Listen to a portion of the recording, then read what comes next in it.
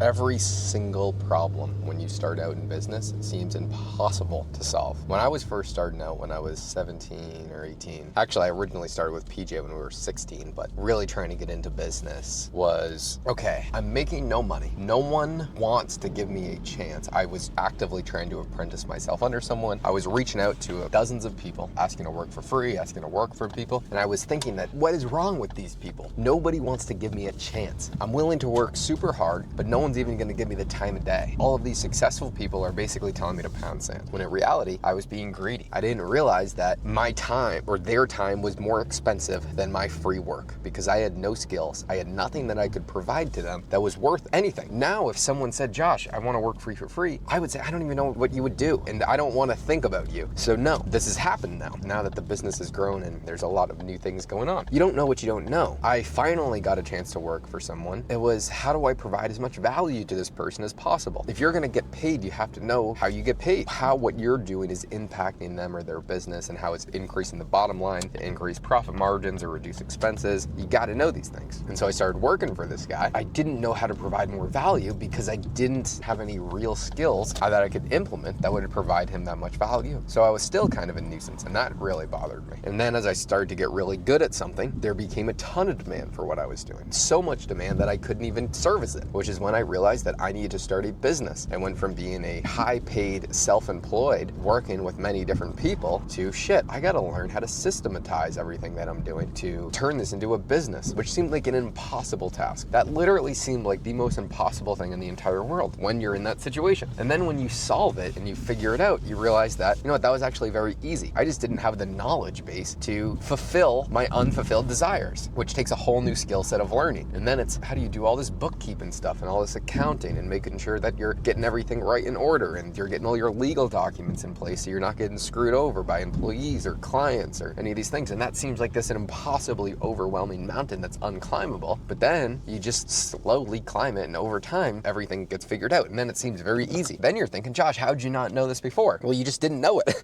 You realize that growing the business is just stacking more and more complex problems. And the bigger the business is growing, the bigger and more complex the problems get. They seem less overwhelming because you've built up confidence, which is a byproduct of all your past actions of solving all of these immovable objects of problems that seem like these massive issues that you've just solved over a period of time. A problem is actually a million times bigger than the problem that would come up when you were trying to figure out how to get your first client. It seems easier because you've developed a skill set of solving harder and more complex problems. All you do when you're growing a business is solving a series of problems, and then those problems get bigger and more complex. So your ability to solve problems at scale is really what sets you apart from when you're really trying to grow a business. And most of it is going to turn into the people that you hire. How do you get the best people on board in the entire world? Because one person can't do that much. You can do a lot when you're by yourself, but you're never going to grow the biggest company of all time. It's not possible. If you have 10 people, think about how much more you can get done with 10 people as opposed to one. Think about how much more you can get done with 100 incredible people compared to one, or 1,000. So as you grow, it's the people that elevate the mission, that elevate the business way further than the individual. That's how it always will be, unless AI employees can just take over and do everything that anyone's ever dreamed of. And then none of this matters anymore because everyone's artificially rich or dead. We're gonna say up until now, throughout history, you just need people to do great things. Anyway, the point of the video, everything seems very difficult in the moment. And right now I'm dealing with a very challenging business issue that seems impossible, but it's not. Every other problem that seemed impossible are just impossible in the moment until you learn how to do it. And then once you solve it, it actually becomes very simple, and you would be able to replicate it very easily inside of another business very quickly because you have the skill set to do it. The hard part is biting the bullet and doing the things that you don't want to do and solving those issues. That's what I'm trying to do, which sucks.